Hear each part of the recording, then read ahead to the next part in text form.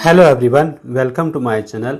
आज हम लोग देखेंगे chapter 10 work and energy. Okay, तो बने रहिए हमारे साथ इस वीडियो लेसन में। और अगर आपको वीडियो अच्छा लगता है तो प्लीज़ इसको लाइक कर दीजिए और दूसरों के साथ शेयर भी कर दीजिएगा। चलिए, और इसके पहले के जो चैप्टर्स हैं उसका वीडियो लिंक मैंने दे दिया है डिस्क्रिप्शन बॉक्स में, आप वहाँ से चेकआउट कर सकते हैं। आइए हम लोग जानेंगे क्या होता है वर्क एंड एनर्जी। तो ये फर्स्ट वीडियो लेसन है, इसमें हम लोग इंट्रोडक्शन देखेंगे। ओके, तो स्टार्ट कर लेते हैं हम लोग। कहा गया है we all use the term work. Okay, हम लोग जितने भी हैं सभी कोई वर्क जो टर्म है इसका हम लोग इस्तेमाल करते हैं very often in daily life. Okay, अपने डेली लाइफ में अक्सर हम लोग ये जो टर्म है वर्क इसका हम लोग यूज करते रहते हैं। Okay, however the meaning of this term in science is not you quite the same as in our daily usages. Okay, क्या कहता है कि साइंस में जो ये वर्ड है वर्क, इसका मीनिंग यानी मतलब है ना वैसा नहीं है जैसा हम लोग डेली लाइफ में यूज करते हैं। ओके, डेली लाइफ में वर्क का जो मतलब है वो कुछ और है, और यहाँ पे साइंस में इस वर्ड यानी वर्क का मतलब कुछ और है। ये हम लोगों को जानना है। ओके, या student sitting on a chair may feel that he has done a lot of work by studying a whole chapter of the book. Okay, कोई स्टूडेंट बैठ करके पढ़ाई कर रहा है ना, और इतना पढ़ रहा है कि बहुत सारा कुछ पढ़ लिया, होल चैप्टर पूरा चैप्टर पढ़ लिया। ओके, वो अपने आप को ये कह सकता है कि मैंने बहुत सारा काम कर लिया, अ लॉट ऑफ वर्क। हाँ, मैंने बहुत सारा काम किया। क्या काम किया भाई? कि मैंने पूरा चैप्टर खत्म कर लिया पढ़ करके। ओके, ये हो गया डेली के यूजेज, डेली बोलचाल में हम लोग कहते हैं कि बहुत काम किए, कि हमने ये सब काम कर लिया। ओके, अब दूसरा टर्म समझिए, the scientific meaning of the term work however tells us that the work done by the student in such a case is zero। हाँ, लेकिन साइंस क्या कहता है कि अगर कोई स्टूडेंट एक जगह बैठ करके पढ़ाई करता है, पूरा चैप्टर पढ़ लेता है, बहुत थक गया है ना, लेकिन वो काम कितना किया? तो जीरो वर्क किया। काम कितना किया? जीरो वर्क किया। Zero work is done according to science. Okay, so आइए हम लोग को और भी कॉन्सेप्ट को समझना पड़ेगा। What then is the scientific meaning attached to the term work? तो इसका क्या कहा गया कि वर्क का आखिर साइंटिफिक मीनिंग क्या है, ये हम लोग जानेंगे।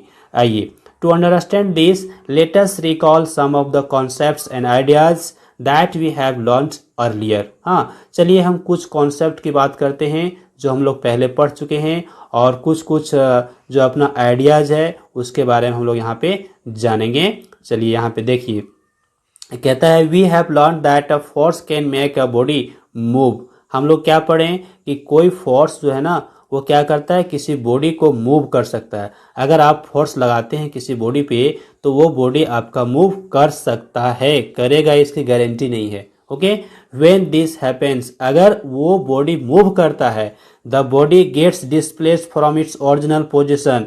अगर वो बॉडी अपने ओरिजिनल पोजीशन से हट जाता है यानी डिस्प्लेस्ड हो जाता है, वी देन आल्सो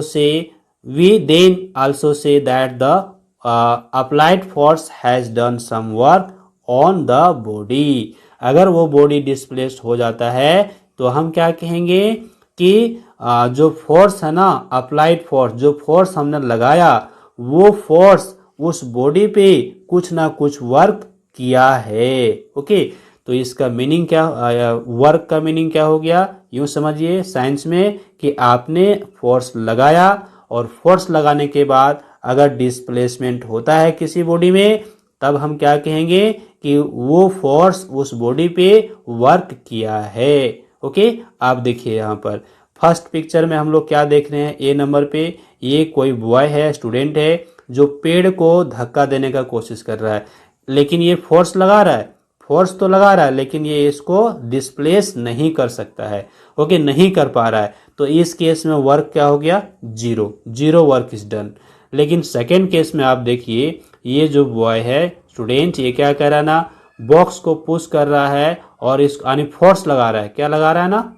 फोर्स लगा रहा है, और फोर्स लगाने के बाद यहाँ पे डिस्प्लेसमेंट हो रहा है, यानी ये जो बॉक्स है इसका पोजीशन चेंज हो जा रहा है। इसका मतलब हुआ कि जो फोर्स लगाया है उस फोर्स के कारण इस बॉडी पे कुछ ना कुछ वर्क हुआ है।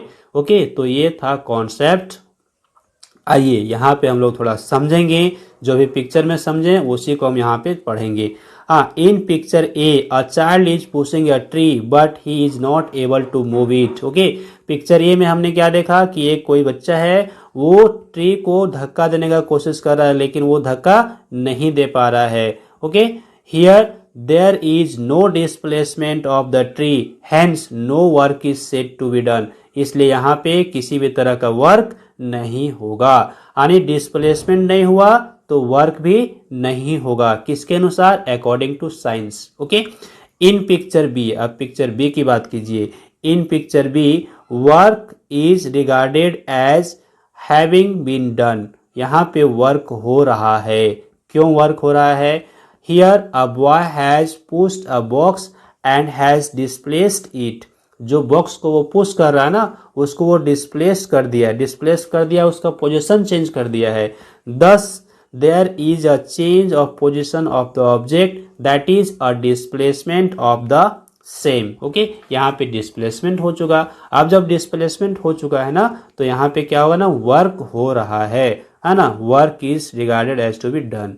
Next, in science we say that, देखिए in science we say that work is done by a force only when this force acting on a body produces some displacement of the body in its own direction।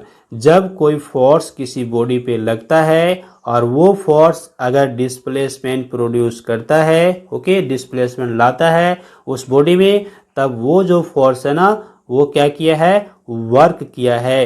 किस पे? उस body पे।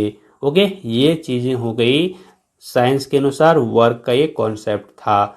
अगर displacement नहीं हुआ तो work क्या होगा? जीरो। आप समझिए कि आप एक प्लेस पे स्टैंडिंग हैं, खड़े हैं, और आपके सर पे बहुत बड़ा लोड है। आपको तो एनर्जी लग रहा है, आप एनर्जी लगा रहे, खर्च कर रहे हैं एनर्जी, लेकिन आपने डिस्प्लेसमेंट नहीं किया, यानी पोजीशन नहीं मूव हुआ, तो वहां पे क्या हो जाएगा? वर्क डन जीरो हो जाएगा। आइए अब बात करेंगे, अगला टॉपिक है factors affecting the work done. है ना, ये जो वर्क होता है वो किस पे डिपेंड करता है? ओके, और factors affecting the work done. Okay, तो चलिए हम इसके बारे में थोड़ा सा जानेंगे। तो it is easy to realise that the work done by a given force depends on the two factors, namely, दो बातें हैं, दो चीजें हैं जिसके ऊपर वर्क डन डिपेंड करता है। ओके, और वो क्या चीजें हैं? तो फर्स्ट हो गया अपना अमाउंट ऑफ फोर्स अप्लाइड, कितनी मात्रा में फोर्स हम लोग लगा रहे हैं। ज्यादा फोर्स लगाएंगे तो ज्यादा वर्क होगा, कम फोर्स लगाएंगे तो कम वर्क होगा। दूसरा, displacement of the object produced by the applied force, अगर ज्यादा डिस्प्लेसमेंट होता है तो ज्यादा वर्क होगा, कम डिस्प्लेसमेंट होता है तो कम वर्क होगा। ओके, ये चीजें हैं। चलिए इसके बारे में थोड़ा सा हम यहाँ पे एग्जाम्पल के तौर पे समझेंगे। ओके, तो देखिए यहाँ पे हम देख रहे हैं ना एग्जाम्पल, ये कार्ट ए है और एक कार्ट बी है। ओके, इस पे कितना वजन है? देखिए ये कितना मूवमेंट हो रहा है? 1 किलोमीटर का, और इसमें 2 किलोमीटर का मूवमेंट हो रहा है। ओके, तो आइए थोड़ा सा हम लोग यहाँ पे पढ़ेंगे। और एक और कार्ट हम लोग यहाँ देख पा रहे हैं, कार्ट सी है हमारे पास, ये 100 kg लोड इस पे है, और कार्ट डी हमारे पास है और इस पे 200 kg का क्या है? लोड है। ओके, तो जब तक हम पढ़ेंगे नहीं तब तक हम लोग समझ नहीं पाएंगे। तो आइए हम लोग यहाँ से स्टार्ट कर लेते हैं। Let us suppose we have two carts A and B, both having a mass of 50 kg. दोनों पे सेम मास है, कितना? 50 kg का। Let the same push be used to displace cart A through a distance of 1 kilometer. चलिए ये मान के चलते हैं कि सेम पुश कहने का मतलब क्या हुआ कि सेम फोर्स लग रहा है। ओके, दोनों में क्या लग रहा है? सेम फोर्स लग रहा है। Let the same push be used to displace cart A through a distance of 1 kilometre.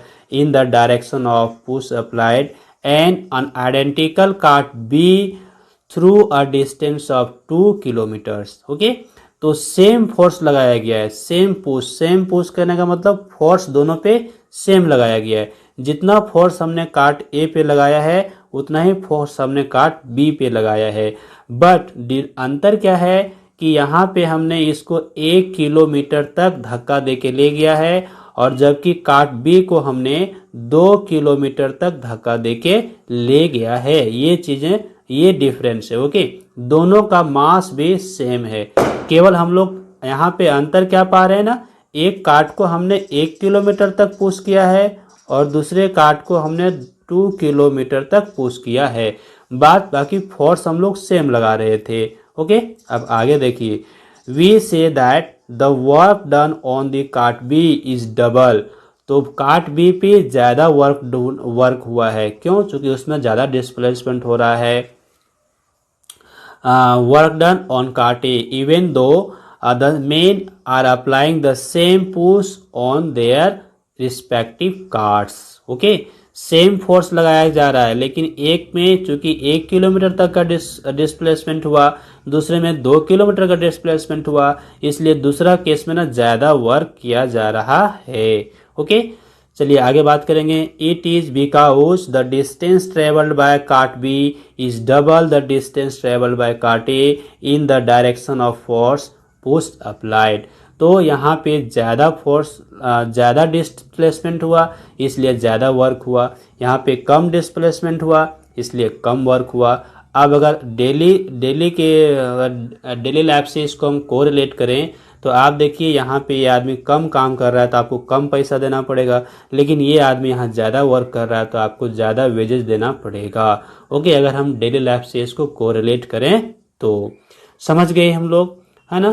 तो अब आते हैं दूसरा एग्जाम्पल की ओर। ये हमारे पास पहला कार्ट सी है और इस पे 100 kg का लोड है और दूसरा कार्ट डी है और इस पे 200 kg का लोड है। देखिए, let us consider another situations where we have cart C and cart D having masses 100 kg and 200 kg respectively. Let both of them be moved through a distance of 1 kilometer. दोनों को हम लोग यहाँ पे 1 kilometre का ही displacement कर रहे हैं, यानी 1 किलोमीटर तक ही मूव कर रहे हैं। क्योंकि एक में लोड कम है, एक में लोड ज़्यादा है, तो जिसमें लोड ज़्यादा है उसमें ज़्यादा वर्क करना पड़ेगा। हाँ, here work done on cart D is double the work done on cart C as the amount of force applied on D is double the amount of force applied on cart C. Okay, तो यहाँ पे cart D पे जो work हो रहा है वो ज़्यादा हो रहा है। It is clear then that the work done by a force depends on the applied force and displacement produced by it in its own direction. तो ये क्लियर हो जाता है कि वर्क किस पे डिपेंड करता है। ये हमने अभी देख लिया 2 एग्जाम्पल के थ्रू कि कौन कौन से फैक्टर्स हैं जो वर्क डन को प्रभावित करते हैं, factors affecting work done. Okay, अब नेक्स्ट हम यहाँ पे देखेंगे डू यू नो की बात की गई है। या vertical force does not do work on A horizontal displaced object, this is because the displacement of the object is in the direction of the force is zero. अब ये क्या कह रहा है ना कि जिस डायरेक्शन में आपने फोर्स लगाया, अगर उस डायरेक्शन में डिस्प्लेसमेंट हो रहा है तभी आपका वर्क डन कहलाएगा। ओके, अदरवाइज वर्क डन नहीं कहलाएगा। यहाँ पे देखिए ना, ये डिस्प्लेसमेंट का डायरेक्शन हम लोग देख रहे हैं, ये क्या हो रहा है ना, डिस्प्लेसमेंट हो रहा है। ओके, ठीक है, और इधर हमने क्या लगाया, फोर्स लगाया।